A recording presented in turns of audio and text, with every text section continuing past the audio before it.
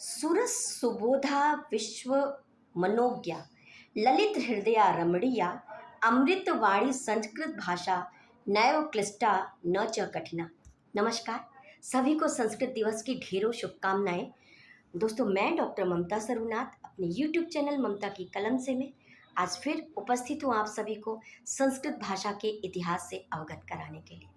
संस्कृत भाषा, संस्कृत के भाषाविद पाणिनि के जिन्होंने अष्टाध्यायी नामक एक व्याकरण मार्गदर्शिका लिखी, असल में उनके योगदान को याद करने के लिए इस दिन को चुना गया और उस दिन को संस्कृत दिवस के रूप में मनाया जाने लगा। और यहाँ ये बताना चाहूँगी, संस्कृत दिवस मनाते हैं सावन की पूर्णिमा के दिन। असल में संस्कृत सप्ताह के रूप में सावन के आखिरी सप्ताह को मनाया जाता है और विशेष रूप से पूर्णिमा के दिन, जो सावन की पूर्णिमा होती है, उसी दिन को हम संस्कृत दिवस के रूप में जानते हैं। दोस्तों, संस्कृत का इतिहास जो है वो 3500 साल पुराना है। तमाम भाषाविद ने इस बात की सहमति दी है, सभी ने इस बात को माना है कि हाँ, ये संस्कृत जो है हमारी सबसे पुरानी भाषा है, सबसे ज़्यादा प्राचीन भाषा है।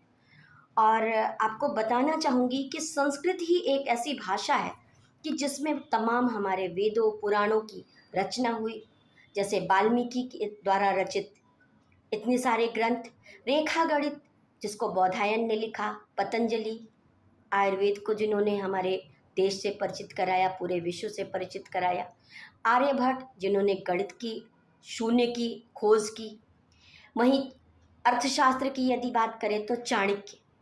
अर्थात तमाम ऐसे लोग, ऐसे शिक्षाविद, ऐसे भाषाविद, ऐसे तमाम वरिष्ठ लोग हमारे देश के, जो भी हमारे देश में हैं, ये सभी ने कहीं ना कहीं संस्कृत के द्वारा ही अपने ज्ञान को, अपनी बातचीत को हम सब तक पहुंचाया।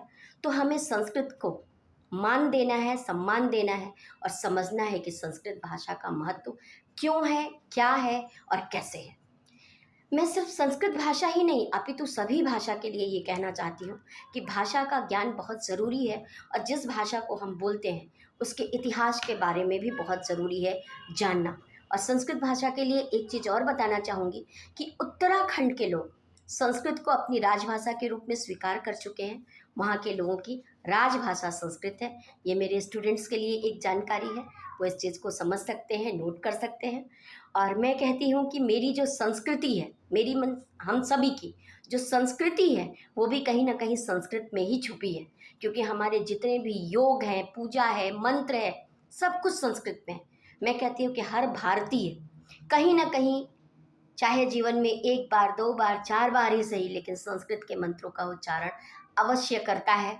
चाहे वो पंडित जी के द्वारा बताए गए आचमनी के समय, या किसी तरीके के संकल्प के समय, या फिर हम गायत्री मंत्र का उच्चारण करते हैं, अपने बचपन से करते आए हैं। तो हम सभी संस्कृत भाषा से परिचित हैं, पूर्ण रूप से परिचित हैं, और इसी बात को हमें आगे भी याद रखना है और संस्कृत की गरिमा को बनाए रखना है। तो आप सभी को पुनः पुनः संस्कृत दिवस की हार्दिक शुभकामनाएं। फिर मिलेंगे, तब तक के लिए नमस्कारम, शुभेच्छा।